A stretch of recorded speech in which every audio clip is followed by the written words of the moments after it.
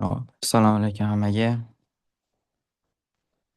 O'zimizga o'tgan o'sha fayldagi 36 misolni ko'rib chiqamiz. Hammaga eshitilyaptimi? Ekran ko'rinyaptimi o'zi hammaga?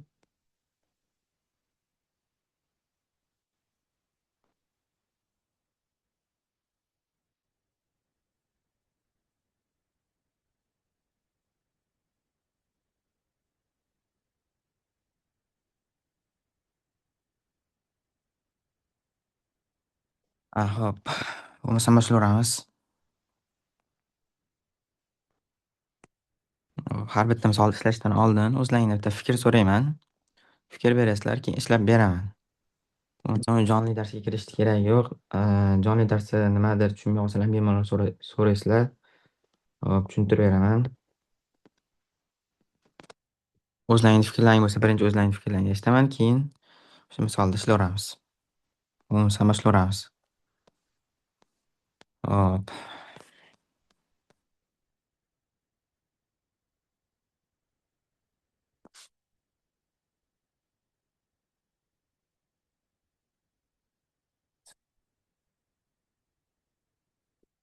Mana shu birinchi savolga o'zlaringning fikrlaring bormi? Bemalol ovozni ochib gapirishlaring mumkin.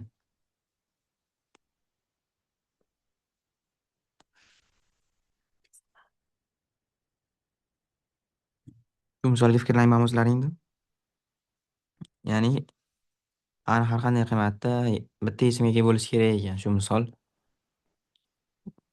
O'zi bu savol unaqada ham tushgan, nima deydi, Milliy sertifikatda ham tushgan, originalda shu kitobdan olingan ekan. Fikrlaring bormi o'zlaringda? Yoki boshlayveraymi?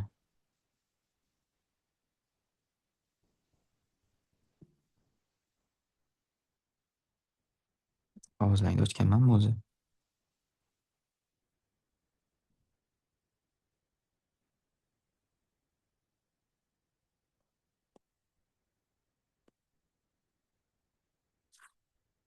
Hop, demak, fikrlaring bo'lmasa boshlayveramiz.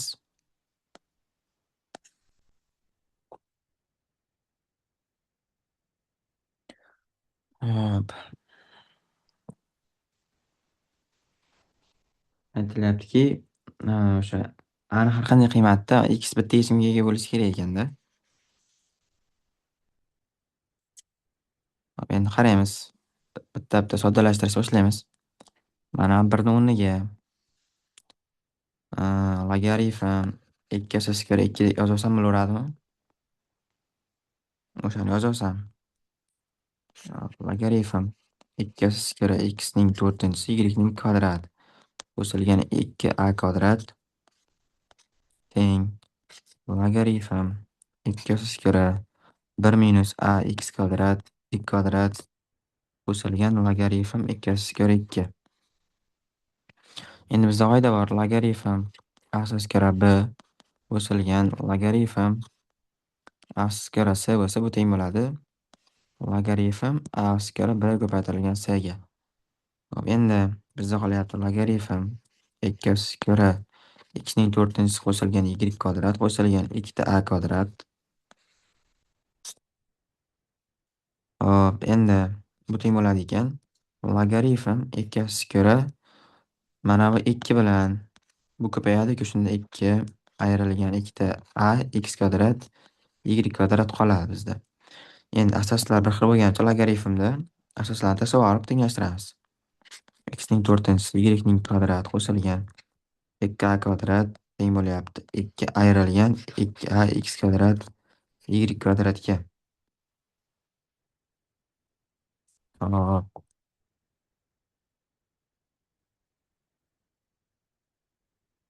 endi qaraymiz. Bizda tepada tengligim bor. Mana 2 ning ln y teng bo'lishi kerak 2 ning 2x'siga. Hop, qaraymiz. X ga plus x qo'ysak ham, minus x qo'ysak ham qanoatdan turaveradimi? Ya'ni plus x qo'ysak baribir hammasini darajasi juft. Hammasini darajasi juft. Minus yo'qotib yuboraveradi. Mana bu yerda modul bor. Bu ham minus yo'qotib yuboraveradi. Yani plus x ham qanotlantiraveradi bizni, minus x ham qanotlantiraveradi. Lekin bizda nima degan? Bitta yechim chiqishi kerak degan. Bitta yechim chiqishi uchun biz x ga 0 dan boshqa yechim ola olmaymiz. Nimaga? Chunki agar x ga masalan 1 olib qo'ysak, minus bilan qanoatlantirib qo'yadi x-ni. Keyin bizni javobimiz ikkita yechim bo'lib qoladi. Shuning uchun faqat biz x teng 0 degan yechimni ola olamiz.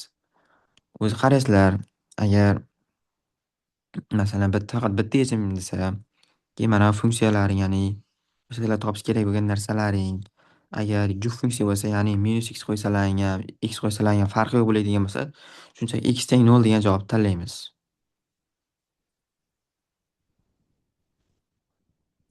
Endi x teng 0 ligini bilib oldim. Endi aniq qiymatlarni topishim kerak.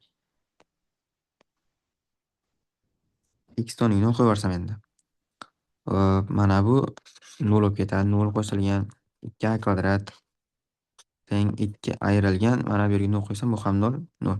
Endi 2a kvadrat teng bo'ladi ekan 1 ga, a kvadrat teng bo'ladi ekan 1 ga. Endi bu yerdan a ni topsam plus minus 1 chiqadi.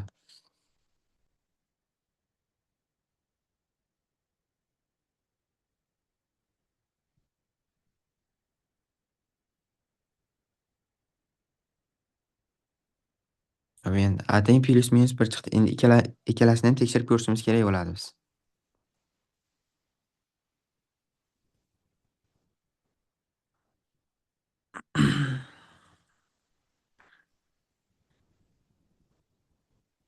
Hop, bizda mana bu tenglik bor, a. Ya'ni x4 ko'paytirilgan y kvadrat qo'shilgan 2a kvadrat teng bo'lsa 2 ayrilgan 2ax kvadrat y kvadrat.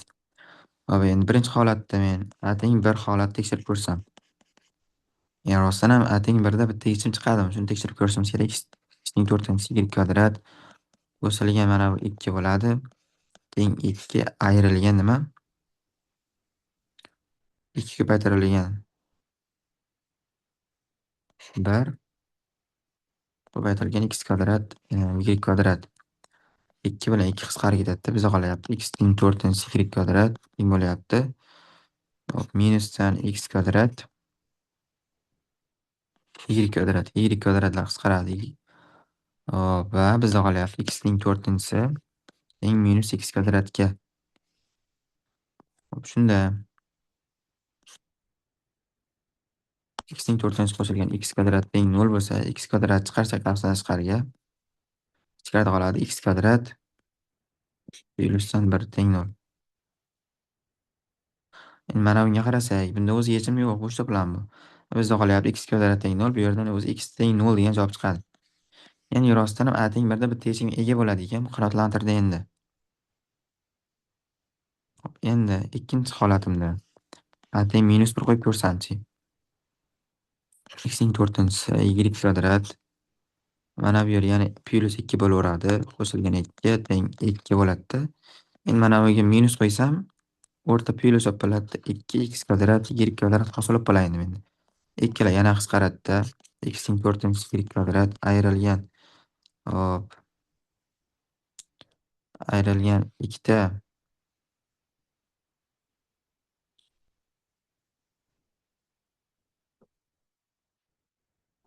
mana bu yerda ham aslida minus 2 bo'lgan, baribir mana bu yer plus 2 bo'lardi. Uni qizig'i bo'lmasdi. Hop, minus 2 x kvadrat y kvadrat teng bo'lyapti 0 ga. Qavsdan tashqariga x kvadrat y kvadratni chiqarsam, ichkarida qoladi x kvadrat ayrilgan 2 teng 0. Mana bu x teng 0 degan javob chiqadi bu yerdan. Endi mana bu yerdan ham x kvadrat teng 2 degan javob chiqib qoladi. Ya'ni x teng bo'ladi plus minus ildizosi 2 ga. Bu degani bizda 3 ta yechim bo'lib qolyapti a teng minus 1 da. A teng minus 1 da. 3 ta yechim.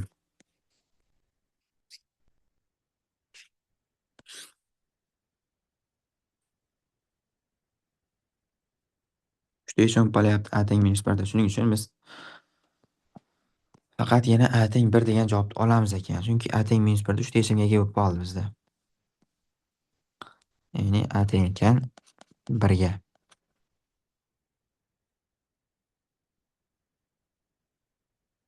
Endi keyingi misolga o'tamiz.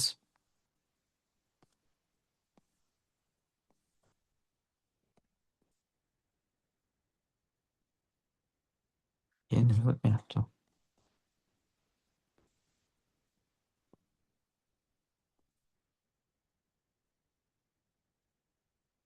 Hop, mana keyingi 36 savolimiz.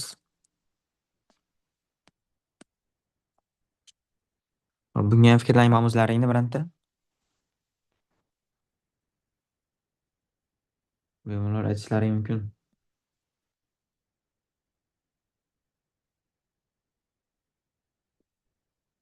Bemalol gapirishlaring ham mumkin, ovozni ochib yoki yozishlaring ham mumkin.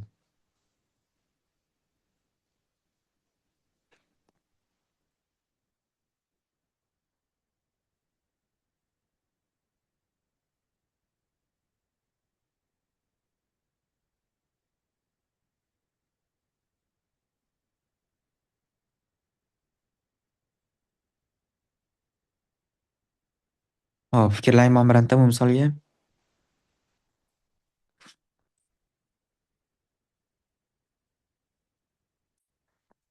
Hop, demak, fikrlang yo'q bo'lsa boshlayveramiz. Aytilyaptiki, tenglama sistemasi berilgan ekan. Tenglama sistemasi nechta ismga ega bo'lishini topishimiz kerak. Hop, keyingi savolda tenglamalar sistemasi barcha x yiriklarning yig'indisini topishimiz kerak ekan. Endi qaraymiz. Hop, ikkala sistemani bir-biriga qo'shib yuboramiz, ya'ni bu tomon, bu tomonga qo'shib yuborsak. Bizga hosil bo'ladi 2x qo'shilgan 2ta y qo'shilgan x kvadrat y qo'shilgan y kvadrat x teng bo'lsin x plus y ga. Endi mana x plus y ni bu tomonga ayirib o'tkazsam, mana bu yerda ham x plus y qoladi. Qo'shilgan bo'lyapti. Ikkalasidan nimani chiqarsam bo'ladi endi? Ikkalasidan x y ni chiqarsam. Ichkarida qoladi x plus y va bu teng bo'ladi 0 ga. Endi x plus y ni qavsdan tashqariga chiqarsam 1 plus x y teng bo'ladi 0 ga. Shunda x teng bo'ladi bizda minus y ga. Hop, x y teng bo'ladi bizda minusdan 1 ga teng bo'ladi. Hop, endi ikkita tenglik chiqdi bizdan. Shu tengliklarni sistemaga qo'yamiz. Birinchi x teng minus y, ya'ni x o'rniga minus y qo'yib chiqamiz. Minusdan 2y. Hop, mana bu yerga minus y ni qo'ysak va y kvadrat bo'laveradi. Ko'paytirilgan y teng bo'ladi y ga. Shunda mana bu bizda y kubni beradi. Buni bu tomonga ayirib o'tkazsam minusdan 3y teng bo'ladi 0 ga. Shunda bizda javob chiqadi y teng 0 degan javob bo'ladi bizda. Endi ikkala tomonni y ga bo'lib yuborsam, bizda qoladi y kvadrat minusdan 3 teng 0. Y kvadrat teng bo'lsa 3 ga, y teng bo'ladi plus minus ildiz 3 ga. Demak, bizda 3 ta javob chiqdi. Ya'ni y teng 0 ligida bizda x teng bo'ladi 0 ga. Endi y teng bo'lsa ildiz 3 ga. Bizda nima bo'ladi? X teng bo'ladi minus ildiz 3 ga. Chunki mana bu tenglik bor bizda. Endi y teng bo'lsa minus ildiz 3 ga, x teng bo'ladi ildiz 3 ga. Bu yerdan 3 ta yechim chiqdi endi bizda. Endi bizda x y teng minus 1 degan nima deydi, tenglik bor bizda. Hop, mana birinchi tenglikka qo'yaveraman. Qaysi tenglikka qo'yishlaring farqi yo'q. Topib olgandan keyin hop 2x qo'shilgan deylik x y ko'paytirilgan x deb olsam, bu teng bo'lsa y ga. Endi mana bu x y menda nimaga teng?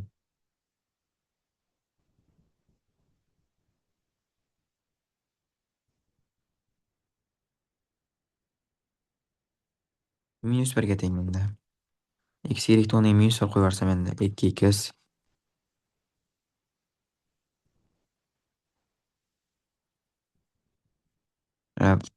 bu usul bilan ishlamay yaxshisi. Ozgina tushunmovchilik bo'lib qoladi hozir. Endi x y teng minus 1 bo'lsa, bu yerdan endi x ni topsam nima bo'ladi? Minus 1 taqsim y hosil bo'ladi. Endi buni Sistemaga qo'yaveraman. Mana bu ikkinchi sistemaga qo'yaveraman. 2y qo'shilgan y kvadrat ko'paytirilgan x nimaga teng bizda? Minusdan 1 taqsim y ga teng. Bu teng bo'lsa endi nimaga? X ga. Birinchisi ham shunday holat bo'lardi, mayli endi. Xo'p, mana shu tenglik hosil bo'ldi endi bizda. Hop, mana 2y. Bu y kvadrat bilan bitta y qisqaradi. Bizda qoladi minusdan y teng bo'ladi nimaga? X ga. Shunda y teng bo'lib qoladi ekan x ga.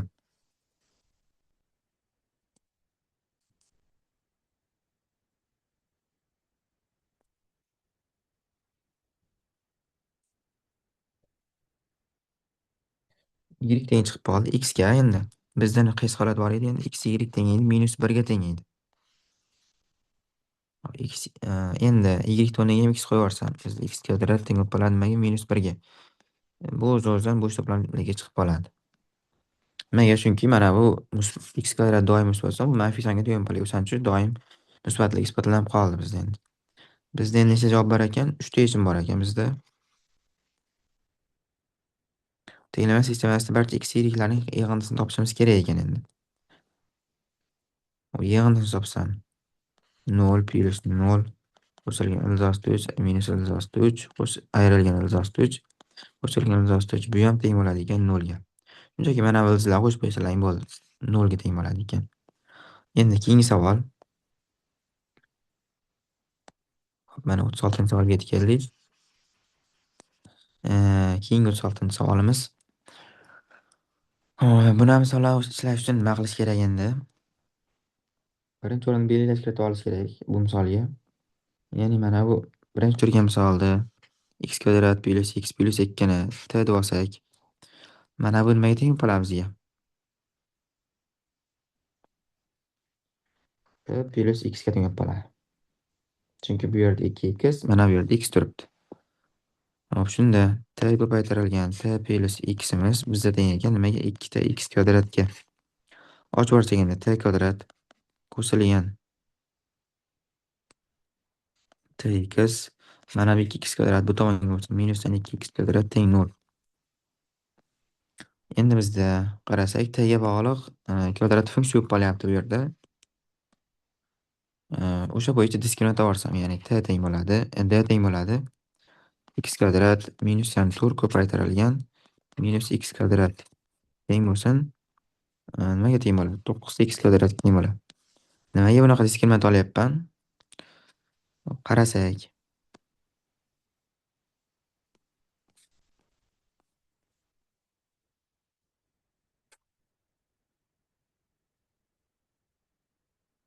Mana. Hop. T kvadrat qo'shilgan tx teng ayrilgan 2x kvadrat teng bo'lsa 0 ga. Endi mana buni men oldida 1 deb turibdi buni. Mana bu x turibdi. Mana bu yer x kvadrat, ya'ni a teng bo'lyapti 1 ga. B teng bo'lyapti x ga, C teng bo'lyapti minusdan 2x kvadrat. Ya'ni bizda formula bor edi, ax kvadrat qo'shilgan bx plus C teng 0. Shu holat deb o'ylab diskriminant olyapman. Shunda diskriminant bo'lyapti 9 ta x kvadratga. Ildizi d teng bo'ladi plus minus 3x ga.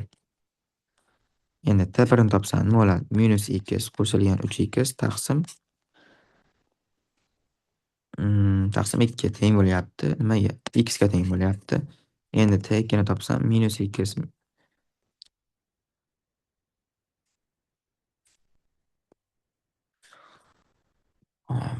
pastroqdan yozmasam bo'lmaydi ekanda.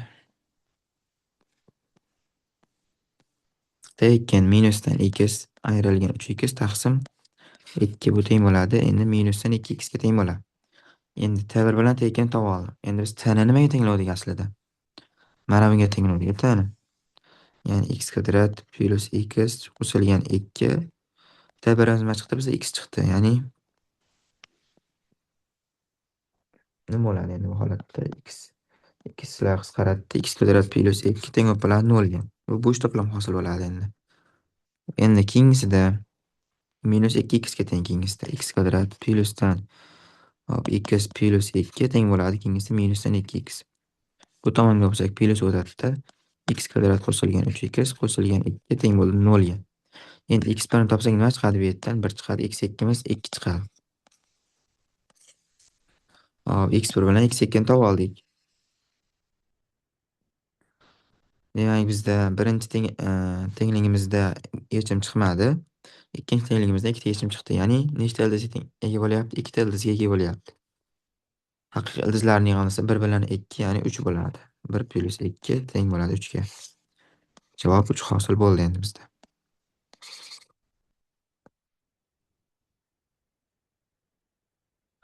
Endi keyingi misol.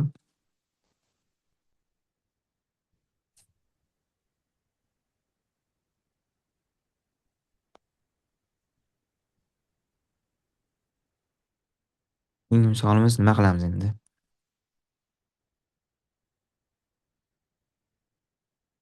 Keyingi misolda bittaligini soddalashtirib olamiz. O'zi misol oddiy holatga kelib qoladi keyin. Qaraymiz, mana bu ikkita x kvadrati. Shuni 3x kvadrat ayrilgan x kvadrat ko'rinishi yozsam bo'ladimi? Bo'ladi. Endi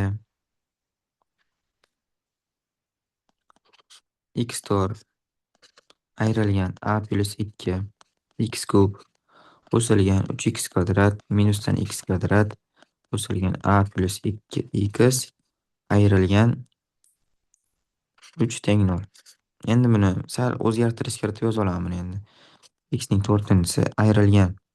Mana bu x kvadratini x tomon oldiga yozib olaman. X ning kvadrati ayrilgan a plus 2 ning x kubi. Endi mana buni oldiga buni yozib olaman. A plus 2 ko'paytirilgan x.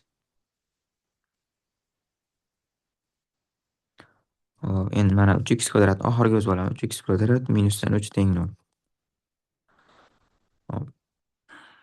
Ikkita ikkitalikqa ajratib olaman endi bularni. Bu endi mana bu ikkalasi oxirida mana bu ikkalasi. Hammasidan endi bir xil narsalar chiqarib yuboraman. Birinchisidan x kvadratni chiqarsam bo'ladi. Ya'ni x kvadrat minus 1 qoladi ichkarida. Keyingisidanchi minusdan a plus 2 ko'paytirilgan x ni chiqarib yuborsam bo'ladimi? Ikkalasi ham bor. Shunda biza qoladi x kvadrat minus 1 qoladi buni ham. Qo'shilgan endi oxiridan shuni chiqarsam x kvadrat minus 1 teng bo'lib qoladi nimaga? 0 ga teng bo'lib qoladi. Endi qarasak, hammasidan nima hosil bo'lyapti? Mana hammasi x kvadrat minus 1 hosil bo'lyapti. Endi hammasini qavsdan tashqariga chiqarib yuborsam x kvadrat minus 1 ko'paytirilgan. Birinchisidan nima qolyapti? X kvadrat. Keyingisi mana bu ikkalasi qolyapti. A plus 2 ko'paytirilgan x.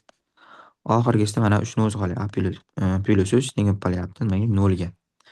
Endi qaraymiz, mana bu ya'ni x kvadrat minus 1 ni 0 ga tenglaymiz. Keyingisi x kvadrat ayrilgan a plus 2 ko'paytirilgan x qo'shilgan 3 ni nimaga? 0 ga tenglaymiz. Endi savolga qaytamiz. A savolda aytganki, a ning nechta butun qiymati tenglama ikkita ildizga ega bo'ladi, deyapti. Hop, endi tenglama ikkita ildizga ega bo'lishi kerak ekan a shartida. X kvadrat teng bo'lsa 1 ga, x teng bo'ladi nimaga? Plus minus 1 ga. O'zi mana ikkita yechim chiqib qoldi o'zi. Ya'ni a ni ishlatmasimizda ikkita yechim chiqib bo'ldi. Endi a nimaga kerak desak, mana uchinchi yechim chiqib bo'lmasligi uchun mana bu diskriminator manfiy qilib qo'yishimiz kerak.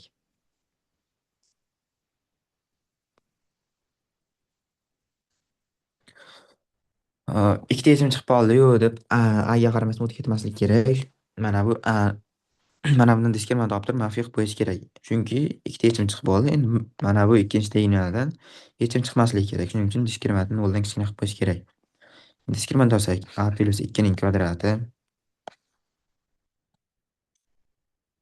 ayrilgan 4 ko'paytirilgan nima? 3.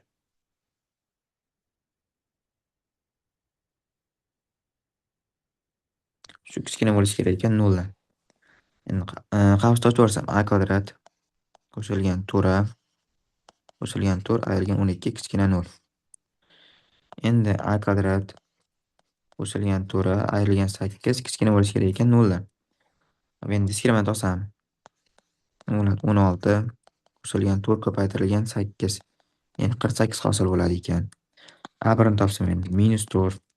48 degani ildosida olsak 48 4 ildosida 3 taqsim 2.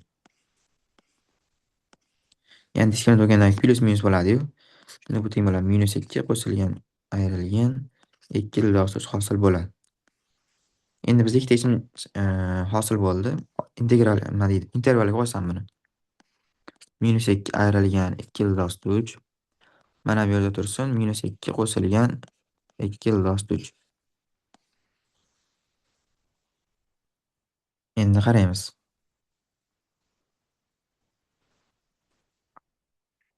-2 qo'shilgan 2 plyus 2 ildosida 3 dan katta son qo'ysak, doim plyus chiqadi. O'rta minus bo'ladi, chekka plyus bo'ladi. Endi bizda javob bo'lyapti nima? -2 ayrilgan 2 ildosida 3 -2 qo'shilgan 2 ildosida 3 bo'lyapti. Mana shu oraliqda diskriminant manfiy bo'ladi ekan va mana bu tenglamamiz bizda ikkita ildizga ega bo'ladi. Endi nechta butun yechimda degan edi a ni. Ana shunga tegishli bo'lsa, taxriban mana bular qiymatini topa olishimiz kerak endi. Butun yechimlar sonini topishimiz uchun. -2 ildosida 3 dan taqriban 1,7lar chiqsa, mana bu -3 dan sal kattaroq son bo'ladi. Bu -2, demak bu -5 dan sal kattaroq son ekan. -5 masalan 2 deb olsak bo'laveradi. Endi mana bu +2 ildosida 3imiz 3u nechidir 1 bo'lsa masalan. Shunaqa son desak, mana bu -2. Bu degani ikkalasining yig'indisi 1 dan kattaroq son chiqadi. Ya'ni 1 u qanaqadir b bo'lsin. Demak, ikkalasining oralig'ida ekan. Endi bu oralig'ida butun sonlar yozib chiqamiz. -5, -4, -3, -2, -1, 0 va 1. Demak, bizda nechta butun son bor ekan? Jami 7 ta butun sonimiz bor ekan. Bu tenglamani faqat ikkita yechim ega qiladigan 7. B savolda so'rayapti endi tenglama 3 ta yechimga ega bo'ladi. A ning barcha qiymatlari yig'indisini topishimiz kerak ekan. Endi qaraymiz. Mana o'zi bizda x teng plus minus 1 degan ikkita yechimimiz bor. Bizga faqat bitta yechim kerak, ya'ni mana bu ikkinchi tengligimizdan endi faqat bitta yechim chiqsa bo'ldi degani bu. Bitta yechim chiqish uchun nima bo'lishi kerak? Diskriminant teng 0 bo'lishi kerak, ya'ni bitta yechim chiqishi uchun. Hop. Mana diskriminantim endi mana bunga teng edi. Shu nima bo'lishi kerak? 0 ga teng bo'lishi kerak. Endi a kvadrat qo'shilgan 4 ayrilgan 8 teng bo'ladi 0 ga. Endi a1 ni topdik biz. Nima topdik? -2 -2 ildosida 3. a2 ni topdik. -2 plus 2 ildosida 3. Ya'ni ikkala holatda mana bu ifodamiz 0 bo'ladi-da. Va bitta yechimga ega bo'ladi. Shunda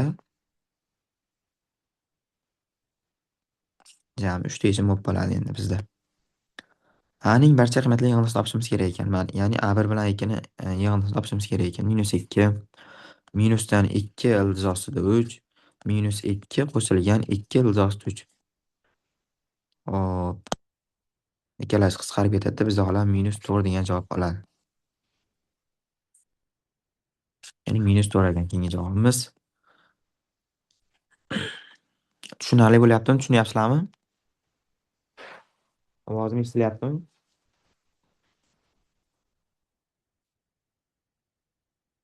Kommentga yozinglar-chi. Assalomu alaykum ustoz. Savol bor Alaykum. edi. Alaykum assalom. Bemalol beravering. Ana shu diskriminant teng 0 degan joyini tushuntirib yuboring. Tushunmay qoldim shuni. Bitta Mana yechim hozir. Mana chiqdi. hozir. Bo'ldi, hop hozir tushuntirib yuboraman. Qarang. Bizda B shartda tenglama 3 ta yechimga ega bo'ladi deyapti. Bizda o'zi x teng plus minus 1 degan javob bor. Ya'ni ikkita javobimiz bor o'zi bizda. Endi bizga mana bu ikkinchi tengligimizdan mana bu ikkinchi tenglik desam, Bundan faqat bitta yechim kerak bo'ladi. Bitta yechim chiqish uchun diskriminantimiz nolga teng bo'lishi kerakda. Mhm. Bo'ldimi, tushundingizmi? A Keyin kvadrat A kvadrat plus 4A minus 8 teng 0 mana deganda. diskriminant olsam shundan. Mana bu a plus 2 ning kvadrati ayrilgan 4 ko'paytirilgan 3. Shu teng bo'lishi kerakmi nolga? Ya'ni mana bu diskriminantmi? Oho. Shuni ochib yuborsam a kvadrat qo'shilgan 4a qo'shilgan 4 ayrilgan 12 teng bo'lishi kerak ekan nolga. Endi a kvadrat qo'shilgan 4a ayrilgan 8 teng bo'lishi kerak nolga. Ya'ni shuni javoblari yanglisini topishimiz kerak ekanda biz. Mana bundan a1 bilan a2 ni topib turib, ikkalasining yanglisini topib qo'yishimiz kerak. Bo'ldi, shu xolos. Bo'ldi, tushundim. O'zi yetmasdan ham topsalar ham bo'laveradi. Ya'ni bu yerdan turib, mana bu yer 4 bo'lgani uchun ikkalasining yanglisi -4 bo'lishini bilib olsalaring ham bo'laveradi. Hop, keyingi misol.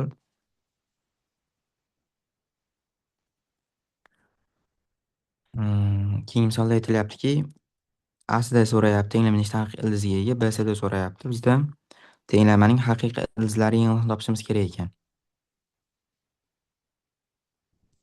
Nima qilaman birinchi o'rinda buni?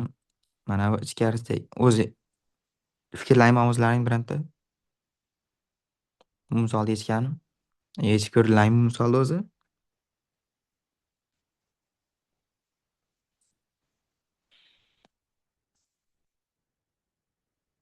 Keyin misollar yechib agar vazifalar tashlamasalaring o'zlaringga minus yoziladida, keyin guruhdan chetlatilasizlar va pul qaytarib berilmaydi.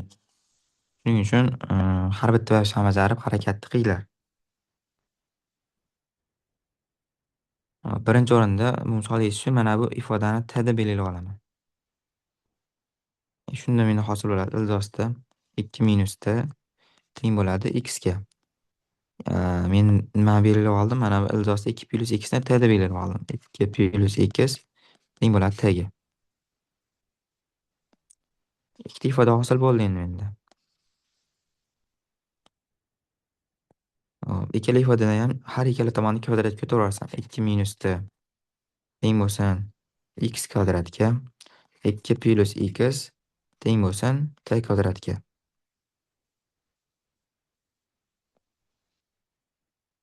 Endi ikkalasini ham ayirib yuborsam men 2 minus t ayrilgan 2 ayrilgan x. Bu teng bo'lyapti x kvadrat minusdan t kvadratga. Shunda ikkala qisqarib ketadi. Minus t ayrilgan x teng bo'ladi. Mana buni endi yoysam formulaga qo'yib x minus t yu x plus t. Mana ikkalasidan minus chiqarsam, menda qoladi t plus x teng bo'ladi x minus t yu ko'paytirilgan x plus t. Ikkalasi qisqaradida bizda javob qoladi. Nima deb javob olamiz endi? T teng minus x degan javob topib qolishimiz kerak bo'ladi endi biz. Bizda qolyapti bu tomonda minus 1, bu tomonda esa x minus t degan variantimiz qolyapti. Bu yerdan x ni olsak, t plus 1 chiqadi. Endi bizda ikkita tenglik hosil bo'ldi mana. T teng minus x u x teng t plus 1. Endi t teng nimaga teng edi bizda? T teng edi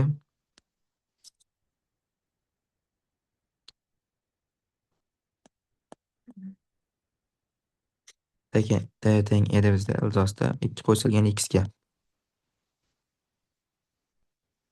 T o'rniga minus x qo'yaveraman birinchi holatimizda. Minus x teng bo'lsa, ildizda 2 plus x ga. Hop, endi bu misolni yechishdan oldin bitta aniqlanish olib qo'yaman. Ya'ni bu birinchi holatim. Aniqlanish nima bo'ladi? Mana minus x doim 0 ga teng bo'lishi kerak, chunki u teng bo'lyapti ildizda songa. Shunda x doim kichkina bo'lishi kerak bo'ladi 0 dan. Hop, endi ikkala tomonni kvadratga ko'tarsam, x kvadrat teng bo'ladi menda 2 plus x ga. Ikkalasini bu tomonga o'tsam endi x kvadrat ayrilgan x ayrilgan 2 teng 0. Diskriminant olsam men Bir ayrilgan to'rt ko'paytirilgan minus ikki teng nimaga bo'ladi? To'qqizga teng bo'ladi. Hech qayerda adashmadimmi hozir? 9 ga teng bo'lar ekan. Yani x bilan topsam 1 plus 3 taqsim 2 bu teng bo'ladi 2 ga. Men x ekini topsam 1 minus 3 taqsim 2 teng bo'ladi minus 1 ga. Mana ikkinchi yechimni ola olmaymiz, bo'sh to'plam bo'ladi bu. Birinchi yechimni olaveramiz.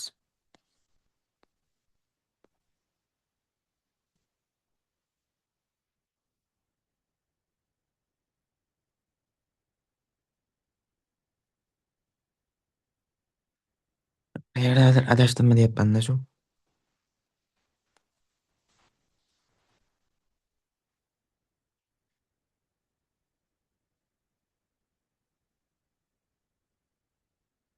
Aniqlansa holim x 0 kichkina bo'lishi kerak. X teng 2 degan javob chiqdi, lekin mana bu yerga qo'ysak biz qanoatlantirib qoladida hozir x teng 2 degan javobimiz. Ustoz x topgan joyida xato ketmadimi? T minus 1 bo'lmaymi? Ha, t minus 1 bo'ladi. Lekin u holatni hali tekshirib ko'rganim yo'qda men. T minus 1 bo'ladi. Mana bu yerdan x teng bo'ladi minus t. Hop. Mana bu yerda ikkala tomonni kvadratga ko'tarsam x kvadrat teng 2 plus x. X kvadrat minus x minus 2 teng 0.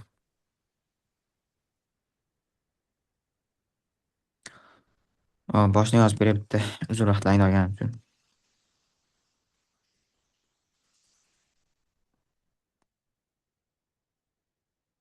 Mana ichkari degan t deb olsam, ildosda 2 minus t teng bo'ladi x ga va ildosda 2 plus x teng bo'ladi t ga. Ikkalasini ham kvadratga ko'tarib yuborsam endi. 2 minus t teng x kvadrat. 2 plus x teng t kvadrat. Ikkalasidan ham 2 ni topsam 2 teng x kvadrat plus t 2 teng bo'ladi t kvadrat minusdan x ga. Men ikkala 2 ni ham tenglashtirib yuboraman.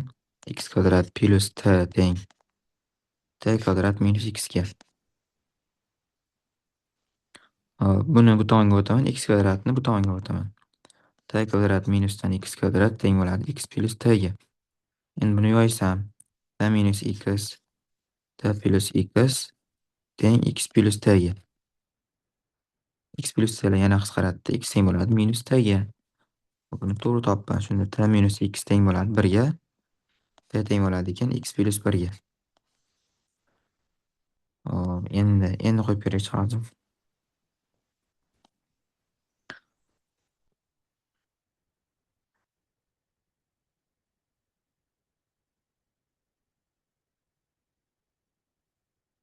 Mana t turibdi. Shu nimaga teng ekan? Minus x ga teng ekan. Ildosda 2 qo'shilgan x teng bo'lsa minus x ga. Kvadratga ko'tarsam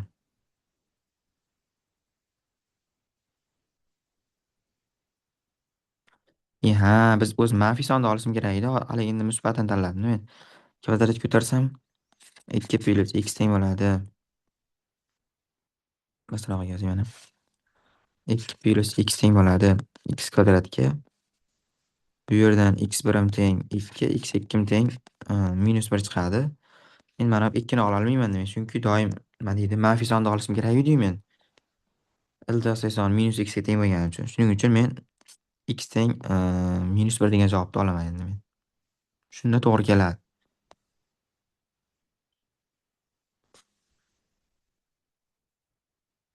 Lekin afsuski x teng minus 1 degan javobni ham ololmayman ekan. Chunki mana birinchi holatimga tushmay qoladi ekan x teng minus 1 degan holatim. Shuning uchun umuman bu yechim nima deydi, xato ekan bu yechimimiz.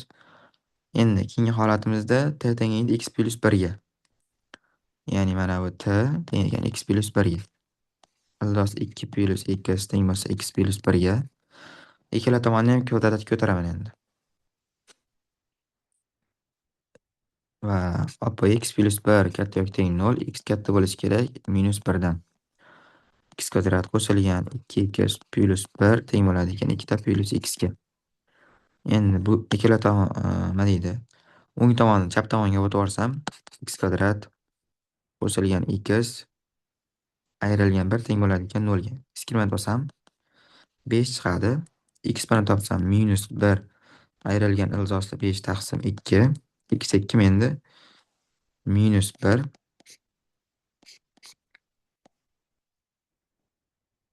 qo'shilgan ilzosi 5 taqsim 2. Endi mana x1 degan javobni ola olamizmi biz? Ola olmaymizmi yo?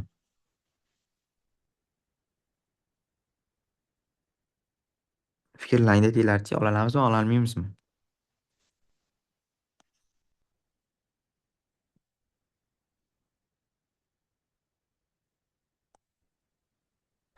Ola olmaymiz. Chunki bu manfiy son, mana bu yerda manfiy son qabul qila olmaydi. Chunki ildizi son x ga teng bo'lyapti. Bu degani x doim nima deydi? Musbat bo'lishi kerak. Ikkinchi yechimni ola olamiz lekin biz. Ikkinchi yechim musbat ham tushadi. Demak bizda faqatgina bitta yechim chiqyapti bu misolga. Yagona yechimga ega ekan. A javobimiz bo'ladi. Bitta yechimga ega bo'ladi. Endi tenglamaning haqiqiy ildizlari yig'indisini toping degan ekan. O'zi bitta yechim chiqdi. Minus 1 qo'shilgan ildizi 5 taqsim 2 degan javob bo'ladi. Keyingi misolga o'tamiz. 36-misol. A savol so'rayaptiki, tenglamaning haqiqiy ildizga ega deyapti. B savolda tenglamaning haqiqiy ildizlari yig'indisini topishimiz kerak ekan. Ustoz, nimaga har doim 36 savol deychamiz, boshqa savollar qolib ketyapti-da. Boshqa savollarga ham alohida kun bo'ladi. Ularni ham yechamiz alohida.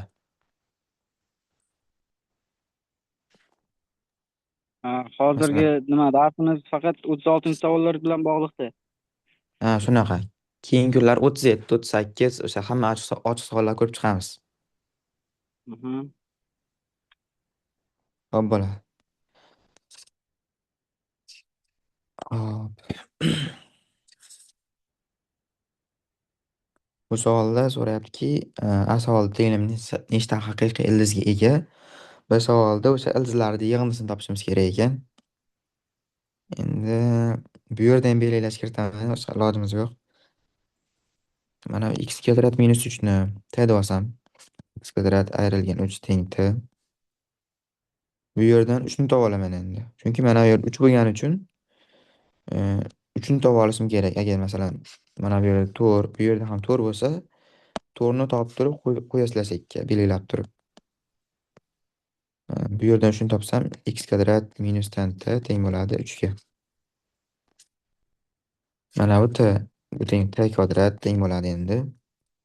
Mana bu 3 ni o'rniga qo'yib yuboraman endi. X qo'shilgan x kvadrat minusdan t.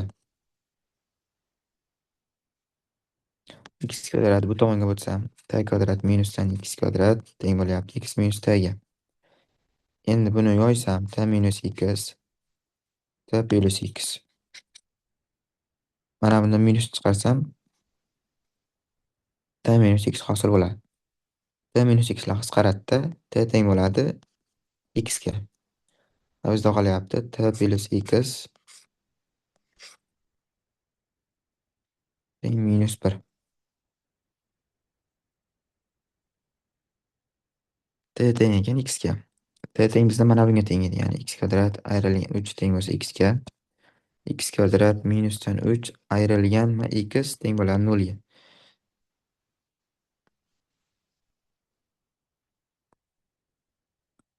Diskriminant topsam 1 qo'shilgan 4 ko'paytirib 3 teng bo'ladi 13 ga. Endi x1, x2 teng bo'ladi 1 plus minus irdosida 13 taqsim 2 ga. Demak, ikkita yechim chiqdi bu yerdan.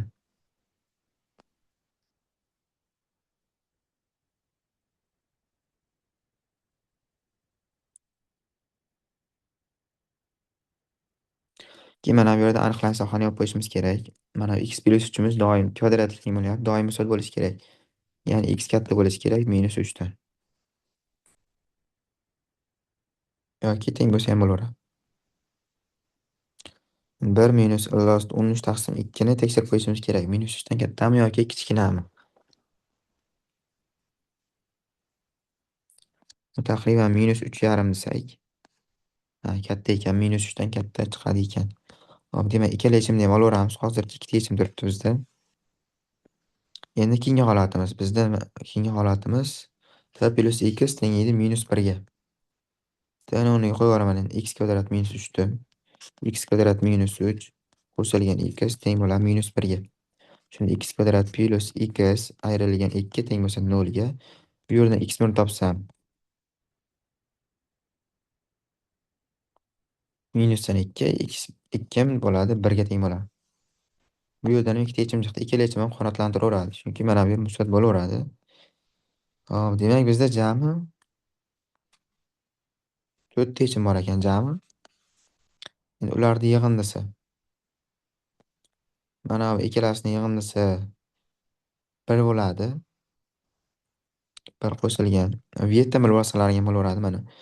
X kvadrat -3 minusdan x. Mana buni manfiysi bo'ladi.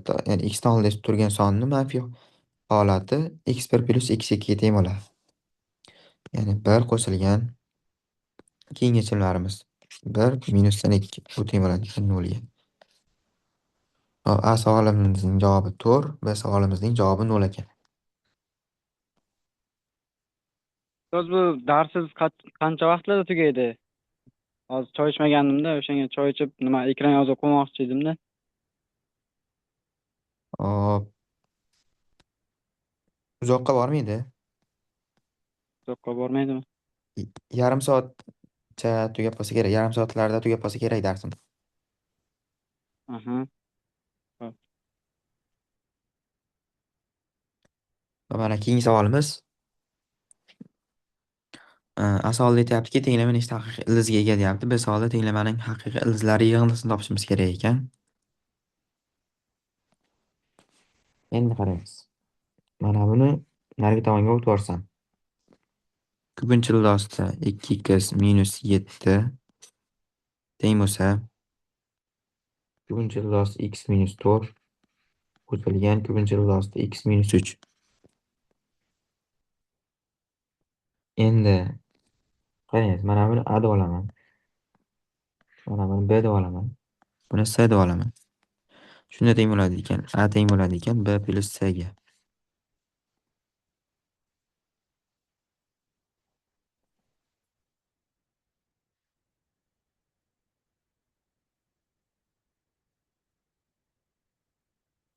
Endi A kub teng bo'ladi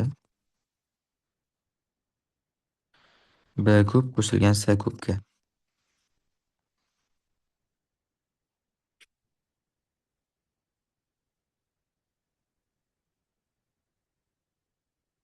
Nimaga? Mana kubga oshirsam A ni kubga oshirsam nima chiqadi? 2x minus 7. B ni kubga oshirsamchi x minus 4. C ni kubga oshirsam x minus 3. Ya'ni ikkalasining yig'indisi mana bunga teng bo'lyapti. A kub teng B kub plus C ga. A kub teng bo'lsin. B kub plus C kubni yoyib yuborsam. B plus C B kvadrat qo'shilgan C kvadrat ayrilgan bo'ladi B C ga.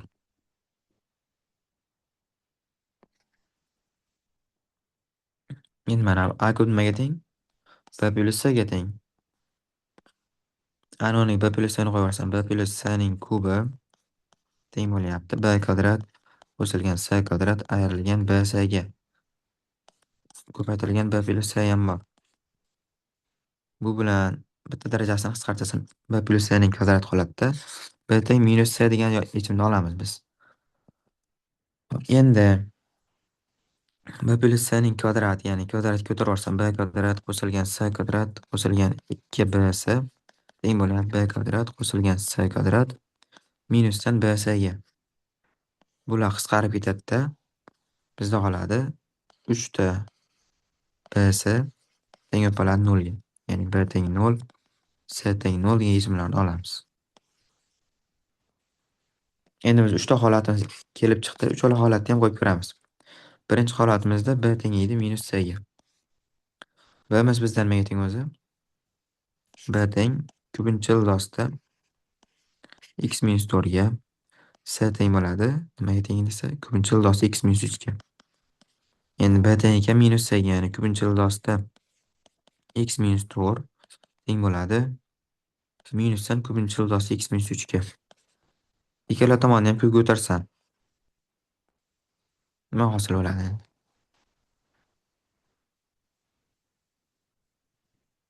X minus 4 teng minusdan x minus 3 ga.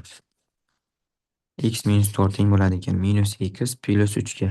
Bu 4 bu tomonga o'tib 2x teng bo'ladi ekan 7 ga, x teng bo'ladi ekan 7 taqsim 2 ga. Birinchi x'imiz chiqdi birinchi holatimizdan. Endi ikkinchi holatimizda nima edi? Ikkinchi holatimiz endi b teng edi 0 ga. Ya'ni mana bu b'miz 0 ga teng edi. Ko'pincha ildosida x minus 4 teng bo'lishi kerak ekan 0 ga. Bu yerdan javob chiqadi. X teng 4 degan javob chiqadi. Hop. Endi keyingi holatimizda c teng edi 0 ga. Uchinchi holatimiz ko'pincha ildosida x minus 3 teng bo'lishi kerak edi 0 ga. Bu yerdan nima chiqadi? X teng 3 degan javob chiqadi. Demak, bizga 3 ta javob chiqdi. X teng 4, x teng 3, x teng 7 taqsim 2 degan javoblarimiz chiqdi. Endi 3 ta javob bor ekan, demak A savolining javobi 3, B savolining javobi nima bo'ladi? Hammasini yig'indisi 4 ga 3'imiz 7, 7 qo'shilgan 7 taqsim 2, umumiy bersak 21 taqsim 2. 21 taqsim 2 chiqadi ekan keyingi javobimiz. Hop, endi keyingi misol. Hop, tenglamani yeting deyilgan ekan bu misolda ham. A savolida tenglama nechta haqiqiy ildizga ega? B savolida tenglama haqiqiy ildizlar yig'indisini toping. Agar u bitta bo'lsa, shu ildizni toping deyilgan ekan. Hop, mana bu.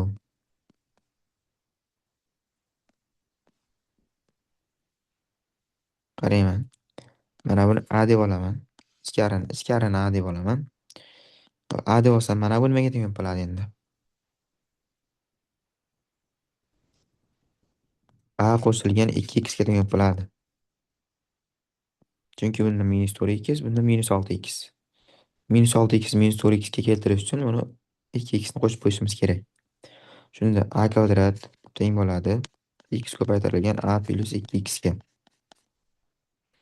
A kvadrat teng ekan ax qo'shilgan 2x kvadratga. A kvadrat ayrilgan ax ayrilgan 2x kvadrat teng 0. Bu yerda ham bundan oldin ko'rsatgan misolimga o'xshab diskriminant olsam, diskriminatim chiqadi 9x kvadrat. A1 ni topsam endi bu yerda x qo'shilgan 3x taqsim 2 teng bo'ladi ekan 2x ga. Endi a2 x minus 3x taqsim 2 bu teng bo'ladi minus x ga teng bo'ladi. A1 ni nima deb oldim men? X kvadrat minus 6x plus 8 ga. Birinchi holatimda x nimaga teng ekan? 2x ga. Ya'ni x kvadrat minusdan 8x qo'shilgan 8 teng ekan 0 ga. Tenglama nechta haqiqiy ildizga ega? Diskriminant 0 dan katta bo'lishi aniq. Diskriminant topib ko'rsalaring 64 ayrilgan 32 chiqadi. Diskriminant 0 dan kattaligi aniq. Ya'ni bu degani ikkita yechim bor degani. Diskriminant 0 dan katta bo'lsa, bo'ldi, ikkita yechim chiqadi, uni aniq degani. Endi yechimlarni topmoqchi emasman. Nechta yechimligini topish kerakligini uchun ikkita yechim bo'ladi. V7 dan endi topib qo'ysalar bo'laveradi. X1 qo'shilgan x2miz teng bo'ladi 8 ga. Shu turib tursin endi. Keyingi holatimizda minus x ga teng edi. Ikkinchi holatimizda amiz x kvadrat minusdan 6x qo'shilgan 8 teng bo'lsa minus x ga. Hop, x kvadrat minusdan 5x plus 8 teng bo'ladi ekan 0 ga. Endi bu yerdan diskriminant olsak manfiy chiqib qoladi. Ya'ni 25 ayrilgan 32 bo'lib qoladi.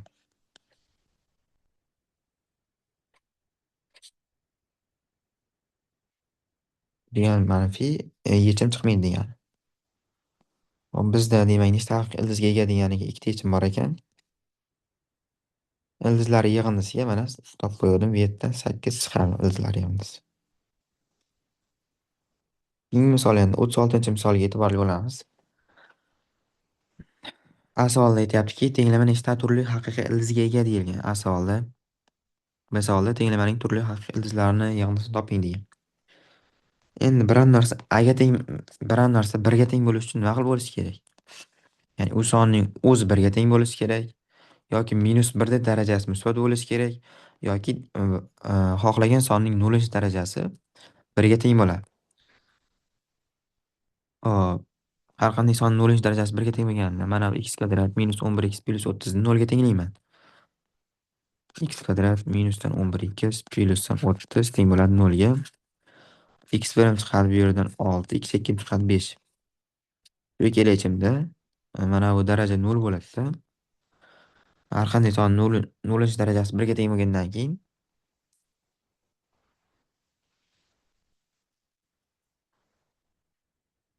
birga teng bo'laveradi. Demak, x1 6, x2 5 ekan. Endi keyingi holatimizda mana bu ichkarining o'zi birga teng bo'lishi kerak. Ya'ni birning xohlagan darajamiz birga teng bo'ladi. Shunda x kvadrat minusdan 5x plus 5. Buni birinchi holat desam, mana bu ikkinchi holat. Teng bo'lsin 1 ga.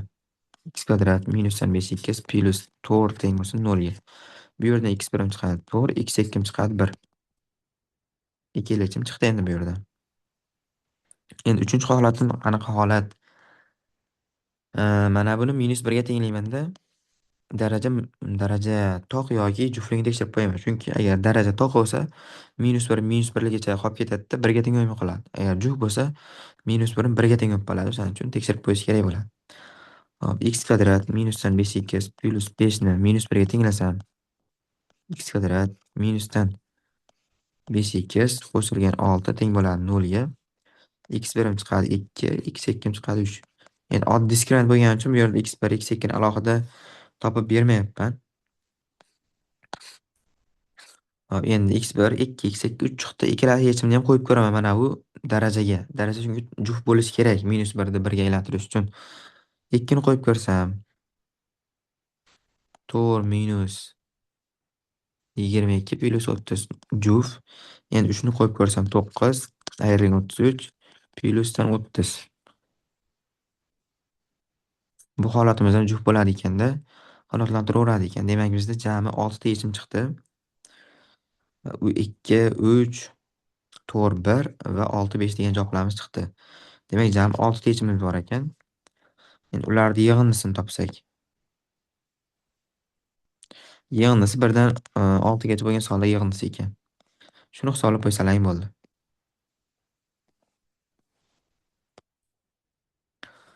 Endi 36-savol. Yana 36-savol. Hop, A savolda aytyaptiki, tenglama yechimga ega bo'lmaydigan A ning eng kichik natural qiymatini toping. Endi B savolda aytyapti, -5 dan 10 gacha oraliq A parametrining nechta butun qiymati yechimga ega emas deyapti.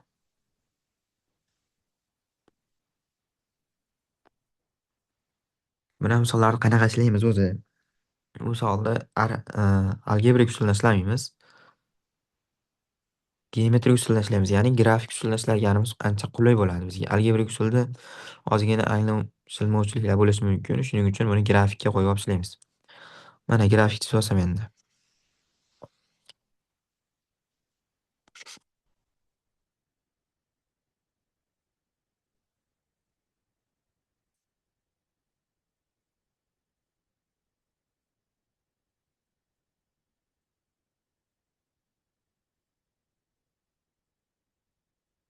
Qaraymiz. Mana bu x plus 4 ning grafikini qanaqa bo'lishini ko'rsatib beraman hozir. Mana bu y teng deb olamiz. Y teng x plus 4 ni modulosi x plus 4 ni alohida grafik deb olamiz. Y teng x taqsim 2 plus a ni alohida grafik deb olamiz. Endi birinchi o'rinda modulosi x plus 4 ni grafikini chizib beraman. Ya'ni mana bu nuqtasi -4 da bo'ladi-da. Bu funksiya mana simmetrik ko'rinishda bo'ladi. Nimaga aynan -1 da? Chunki -4 da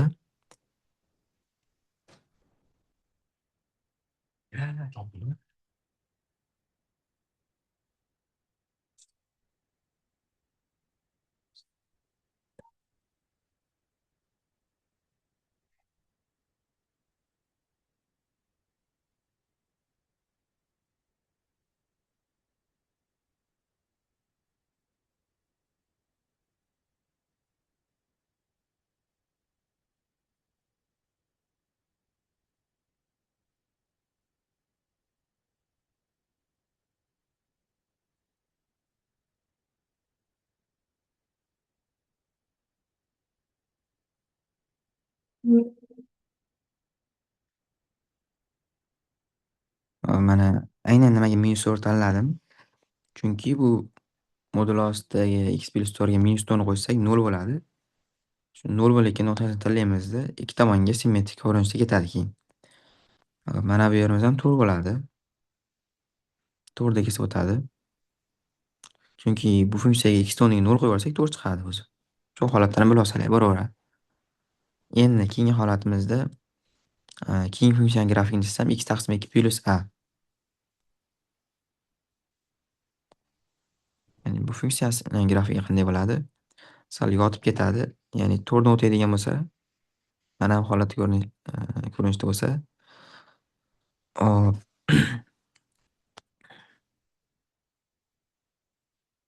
Mana bu alfa bo'lsa, bizda tangens alfa k ga tengmidi? Bizda k ni o'ndan nima turibdi? 1 taqsim 2 turibdi. Ya'ni mana bu yer jami to'g'ri bo'lsa, bu tomonimiz nima bo'lishi kerak? 8 bo'lishi kerak. Ya'ni mana bu minus 8 degan nuqtada kesib o'tadi. Endi asal nima degan? Asal tenglama yechimga ega bo'ladigan a ning eng kichik natural qiymatini toping degan.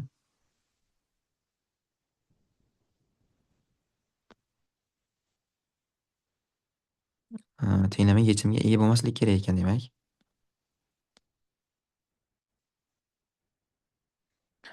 Tenglama yechimga ega bo'lmasligi uchun nima bo'lishi kerak? Mana bu pastdan o'tib ketishi kerak-da tenglama.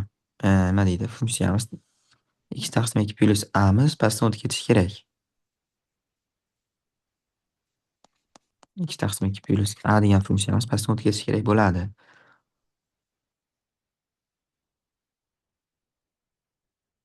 Endi qaraymiz. Agar funksiya mana bu joydan o'tib ketsa-chi, minus 4 degan nuqtadan nima hosil bo'ladi? Ya'ni minus 4 0 degan nuqtadan o'tib ketsa nima hosil bo'ladi?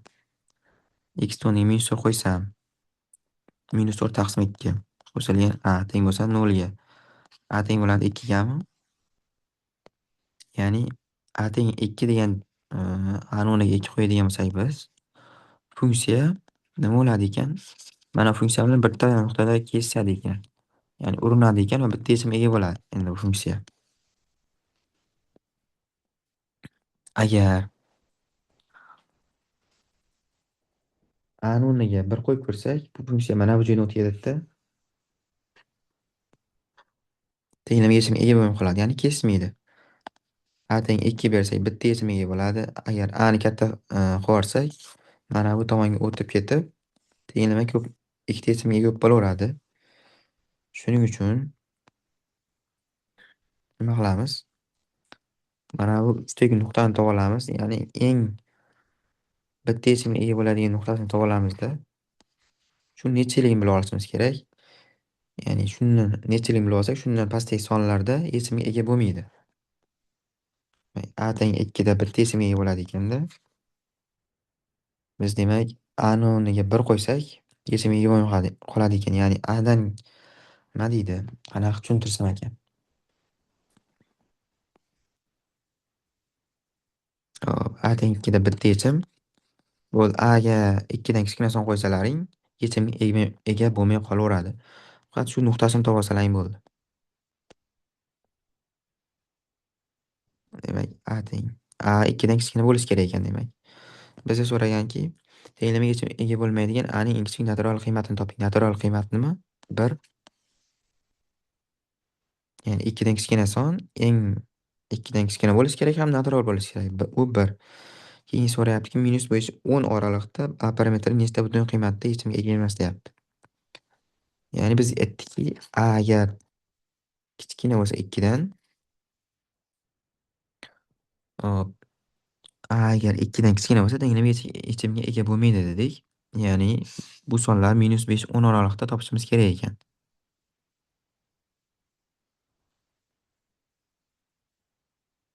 Minus 5, 10 oralig'idagi 2 dan kichkina sonlarni nima deydi? Sonini topishimiz kerak ekan. Minus 5 dan bu degani 1 gacha sonlarda. Minus 5 dan 1 gacha sonlar. Bu oralig'da sanab chiqsalaring 7 ta son chiqadi. 7 ta ya'ni son chiqadi. Demak, biz olgan javob 7 ta ekan. Endi keyingi misolimiz. Bu savol yana takrorlanib bitta ishlayverdim u misolda. Yechib oldim. Endi keyingi misol. Bu misolni ham 2 marta ochib qo'yibman. Bu misolni ham ishlayverdim.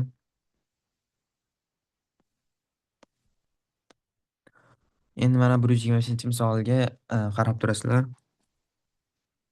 Bu misol ham aslida qiyin emas, lekin bitta o'sha belgilash bilan chiqib ketadi bu misol ham. Agar masalan ildosda 1 minus x kvadrat degan narsa ko'rsalaring, bu misolni soddalashtirishda eng oson usuli x o'rniga yo sinusda qo'yasizlar yoki kosinusda qo'yasizlar. Shunda ildosda 1 minus kosinus kvadrat t bo'lib qolsa, bu nimaga teng bo'ladi?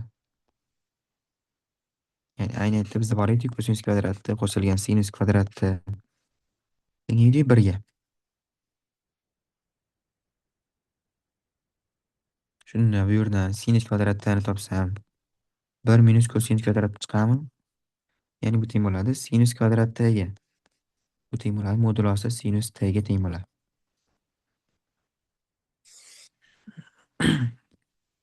Ko'p holda o'sha ildosda 1 minus x kvadrat holat kelsa, x ni o'sha sinusda yoki kosinusdagi tenglashlarda keyin uni soddalashtirib olasizlar. Keyin x o'rniga agar kosinusni qo'ysak, bu tomondan aytdim sinus t chiqadi dedimi? Endi bu tomoniga qo'yib yuborsam 4 ta kosinus kub x ayrilgan 3 ta kosinus x. Mana bu ham formulani berib qoladi. Ya'ni 4 kosinus kub x ayrilgan 3 ta sinus x, 3 ta kosinus x bizga teng bo'ladi. Kosinus 3x ga teng bo'ladi. Ya'ni mana modulosda edi. Modulosda sinusda teng bo'ladi kosinus 3t ga. Shu trigonometrik misolda hech qo'ysalar ham bo'ldi endi og'aga. Ya'ni birinchi holatda nima deysizlar? Birinchi holatimizda sinus t ni musbat deb olasizlarda sinus t teng deysizlar kosinus 3t ga. Kosinus 3t ayrilgan sinus t teng 0 deysizlar. Shuni yechib qo'yasizlar bo'ldi. Mana bu sinusdan o'rniga sinusda teng bo'lishini bilsalar ham bo'ldi. Sinusda teng kosinus pi taqsim 2 minus t ga teng bo'lishini bilsalar ham bo'ldi. Bu misol chiqadi. Bu misolni oxiriga yechmayman. Shunchaki bu nima deydi? Bu misol oxirigacha yetmayman. Yo'nalish berib qo'yaman. Aynan shunaqa misollar bo'lishi kelgan paytda to'xtalib qolmaslaring uchun. Agar 3 ta sinus x ayrilgan 4 ta sinus kub x bo'lsa, bu teng bo'ladi sinus 3x ga. Ikkilasini yodlab qo'yinglar. Endi ikkinchi holatda nima deysizlar? Sinus t ni deysizlar manfiy bo'ladi deysizlarda. Minus sinus t teng bo'ladi kosinus 3t ga. Keyin kosinus 3t qo'shilgan sinus t teng bo'ladi 0 ga. Bu yerda ham sinus t ni o'rniga mana buni qo'yib yuborasizlarda. Hech qo'ysalar ham bo'ldi. Hechgandan keyin mana bu sinus t ni 0 dan kichkina bo'lishini va sinus t 0 dan katta bo'lishini tekshirib qo'yib, nechta javoblik bemalol topsalar ham bo'laveradi. Endi keyingi misol. Keyingi misol o'zimga tushgan imtihonda mana x kvadrat qo'shilgan y kvadrat teng bo'lsa 4 minus 2y plus a kvadratga y teng y ayrilgan x kvadrat teng ekan 0 ga. Endi nima qilamiz? Mana x kvadrat qo'shilgan ekan y kvadrat teng ekan 4 minus 2y qo'shilgan a kvadratga. Keyingisida endi x kvadratni nariga tomonga o'tsam y teng bo'ladi x kvadrat. Shu ikkita funksiyamiz bor ekan. Bunaqa funksiyalar yechishda ham nima qilamiz? Grafik usulidan yechamiz. Grafik usulini yechmasak agar yo xato yechib qo'yamiz yoki plus minusda adashib ketib qolamiz. Endi qaraymiz. Mana minus 2y ni u tomonga o'taman. Mana a kvadratni ham bu minus a kvadratni ham o'taman. X kvadrat qo'shilgan y kvadrat qo'shilgan 2 ta a y qo'shilgan a kvadrat teng ekan 4 ga.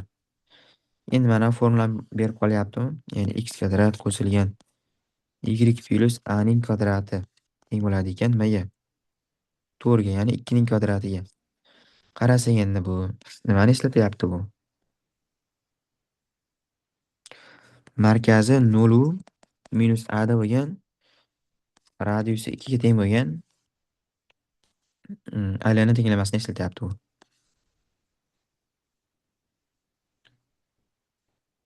Endi mana bu qanaqa grafik? Bu grafikimiz oddiy parabolani grafiki.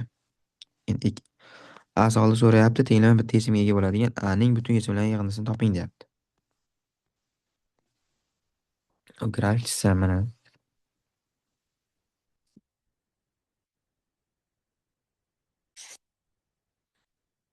parabolani grafiki mana bu holda bo'ladi.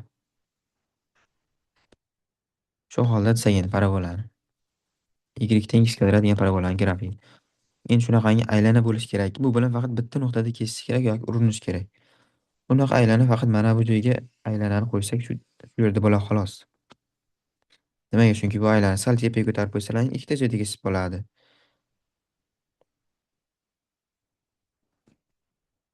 Shuning uchun aylana yechimga ega bo'lmasligi uchun mana shu joyni olishimiz kerak faqat.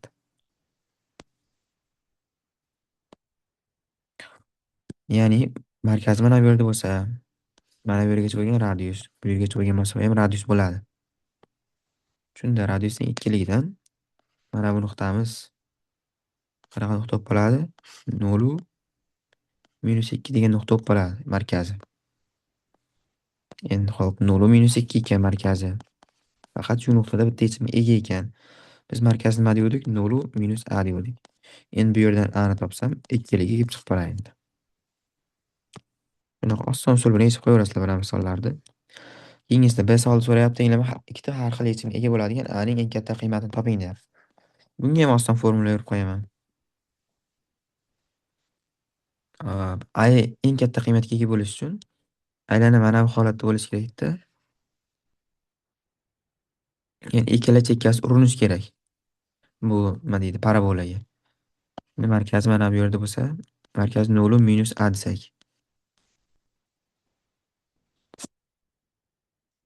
Bu tursin. Men mana bu yerga formula yozib beraman.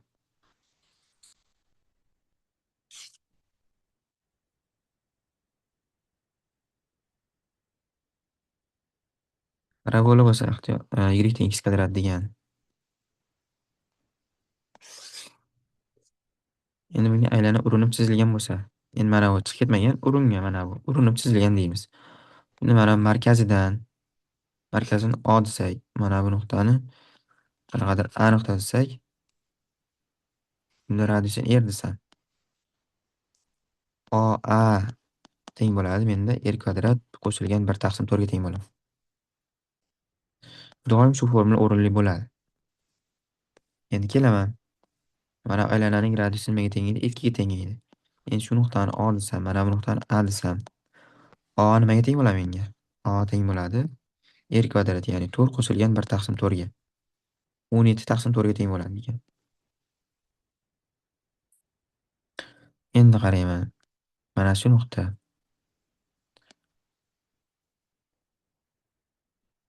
Masofani nimani beradi menga? Ya'ni koordinatani beradi. Minus a koordinatani beradimi bu masofam?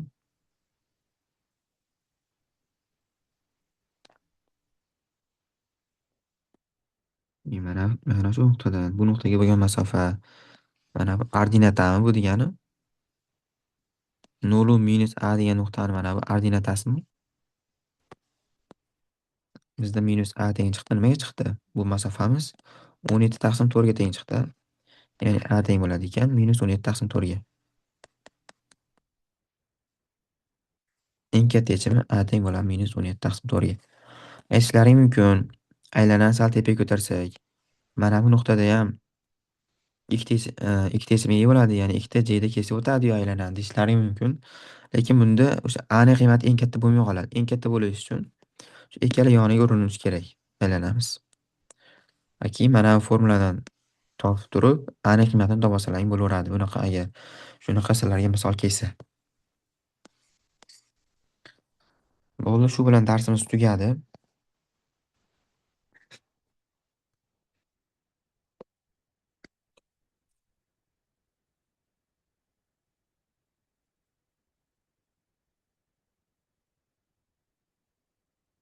Hop, tushunarli bo'ldi misollar?